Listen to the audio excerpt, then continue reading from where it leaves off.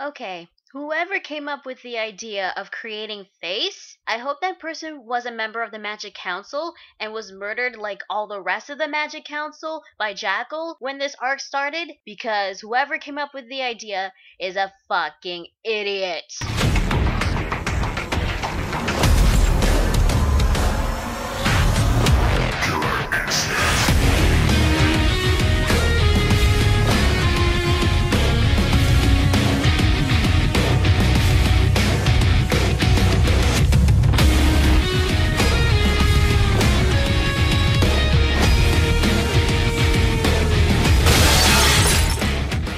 Hey guys, Lunar Spawn 27 here, bringing you Fairy Tail Chapter 387, Tartaros Arc, Part 4, Father and Son. So the chapter begins right where it left off. Natsu, Juvia, Gray, and Gajiel are facing off against the remaining Tartaros members, Torfusa, Tempesta, Keith, and Silver. Now in the previous chapter when Gray got a good look at Silver, he realized he was someone that he knew, but then Gray said, no, it can't be. Meaning that he recognized Silver as someone that he knew, but he believed was dead, maybe? Probably his, father. Gajiel seems to get the hint that Gray and Silver have some sort of connection since his scent was similar to Gray's. Same thing goes for Juvia apparently because, according to the manga stream translation, she recognized the scent as Gray-sama's perfume. I don't know if this is a translation error or if this is legit, but if this is legit, that means Gray wears perfume. You know what? Whatever. This is something I expect from Juvia anyway. So Silver decides to make the first move by speeding and slamming towards Gray, saying, "This runt is mine," and then teleports himself and Gray to a distant location, and that's it. That's all we get with the conversation between Gray and Silver. Okay, I know the father and son title is actually the title of the fourth part of the Tartaros arc, but come on already. People have said that Gray is Silver's son. We wanted confirmation of this already. This is being teased for many, many chapters. We know their connection. We just want it confirmed already in the manga. Please, Hiro Mashima, please. Well, anyway, that just leaves the rest of Tartaros and Fairy Tail as their fight commences with Tempesta summoning tornadoes.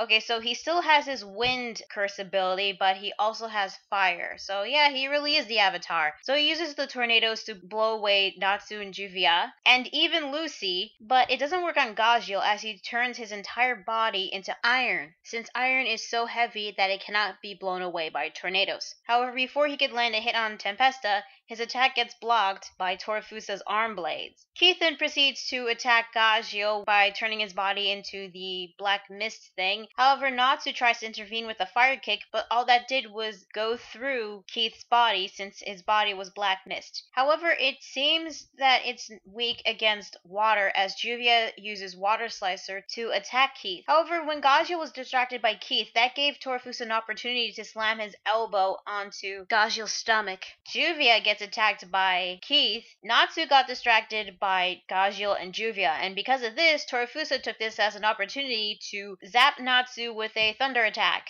Wait, so he has fire, wind, and lightning? I mean, seriously, what the hell is Tempesta's curse ability? Well, we're probably going to get a confirmation of what Keith's and Tempesta's curse abilities are anyway. So even though he got zapped by lightning, it's not really enough to take down Natsu, as him, Gajiel, and Juvia charge at Keith, Tempesta, and Torfusa. So it looks like this 3-on-3 battle is going to continue, right? No, not really, because we had to cut back to Happy, who has a mushroom on his head. Yeah, Panther Lily ran into Happy, who has a mushroom on his head, and tries to pull it off, but it's stuck. What the fuck? Well, to be fair, there's actually a good reason why there was a mushroom on his head. It turns out it's Franmalth. Yeah, Franmalth. He's alive, even though Hell's Core was destroyed. Well, apparently, even though he was about to be revived, the explosion only shrunk him, and he was able to latch onto Happy somehow and become a mushroom. And he was going to absorb Happy or get himself absorbed or take over Happy. I'm not sure, but how the hell did an explosion cause Franmalth to turn into a freaking mushroom? Okay, you know what, whatever. Franmalth's back, so yeah. We cut back to a couple more of the Fairy Tail members who are all okay. However, Makarov is nowhere to be seen because he went back to the guild, probably to do what Hades had told Natsu, Lucy, and Happy, to release the light, which is luminous star. So we cut to what was left of the town after Brute Scream started going on a rampage, as we see Makarov walking down the town, even seeing the Cardia Cathedral being destroyed. We then cut back to Wendy and Charle, who've both woken up after what happened during their time trying to deactivate Face, and they're now aware that it was Doranbolt that saved their lives. They're both happy that they both made it out alive, and they thank Doranbolt. But there was no time for thanks because Doranbolt has some news and tells Wendy and Charle that it is far from over. We got back to Happy and Franmalth, now a fucking mushroom on his head. I'm sorry, but seriously, mushroom on his head. Why is not Happy suspicious over this? Also, how the hell did Franmalth even get to Happy? He blew up in the explosion when Hell's Core was destroyed by Mira Jane. How did that even... I don't know. Maybe it's like the same ability as White Zetsu or something back in the 5 Kage Summit arc or something. I don't know. With Franmalth, he was wondering what Hades said, which was bugging him. Then he thought back to what Marde said about Operation Face going on as planned. Then he came to a realization as to the reason why Face was so hard to locate. It was something to do with a time difference, which doesn't make a lot of sense. Well, at least not to me. But then we cut back to Wendy and Charle, who are flying above the sky, observing something, and what they see is this. Yeah, there is more than one face. More than one magic pulse bomb. And each face has a different expression. Now, in this panel, I can see at least 9 or 10 faces. But then we cut back to Franmalth, who just realized that there isn't just one face. So now he has figured it out. Wendy and Charle were upset because they went through so much effort to deactivate Face, only to learn that there was more than one. And according to Doranbolt, it has been confirmed that there are about 2,000 faces. 2,000? 2,000? Okay, who the hell came up with the idea of creating a magic pulse bomb? Who the hell came up with the idea of creating 2,000 magic pulse bombs? Whoever came up with that idea was a fucking idiot. I hope he was a member of the Magic Council that Jacko killed because he deserved it. Seriously, 2,000. Now, to be fair, that was the manga stream translation. In the manga panda translation, it was 20. I'm not sure which one is legit, but I'm actually hoping it's 20 because 2,000 is freaking overkill. I would have been okay with 1. I would have been okay with 20. Why 2,000? And then we cut back to Marde, who was petrified in the previous chapter, but in this chapter, in one panel, we get to see a piece of the stone coming off his face, and he is slowly becoming free. As the chapter ends with him saying, "This is the true form of the Continental Magic Pulse Bomb." So yeah, that is Fairy Tail chapter 387. What did I think? I thought this chapter was decent. I thought it was okay. My problem is that we're not gonna get a lot of focus on the Gray versus Silver fight because this is the title of the 4th part of the Tartaros arc. Father and son. I was kind of expecting more of that from this chapter, but I guess not. I did like the twist that there was more than one face, but 2,000 faces? Really? I mean, what was going on through the Magic Council's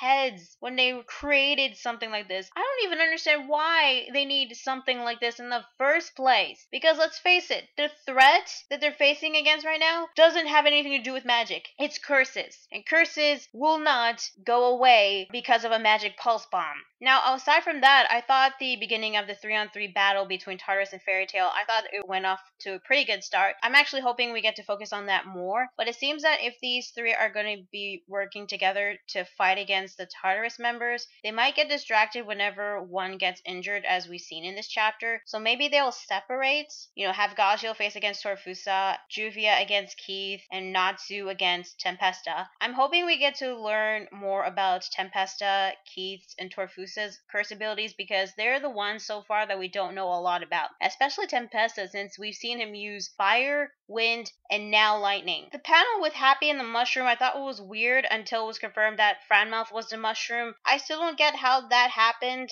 What Franmalth is going to do? Well, he said he was going to bide his time, so he's either going to absorb Happy or Happy is going to absorb him, allowing him to possess Happy. I'm not sure, but we'll just have to wait and see how that's going to turn out, I guess. As for when Lumen Histoire is going to be revealed, we probably won't get that for a long time. So, next week's chapter, it's going to be Erza versus Minerva.